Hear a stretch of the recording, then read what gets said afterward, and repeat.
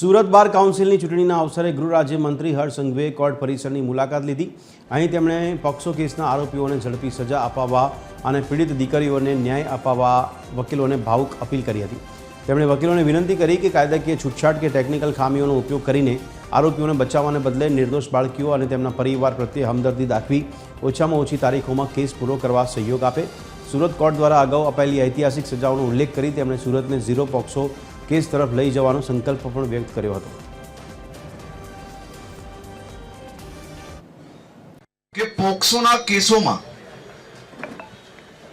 Historical અને ઝડપથી કઈ રીતે આરોપીને સજા અપાવી।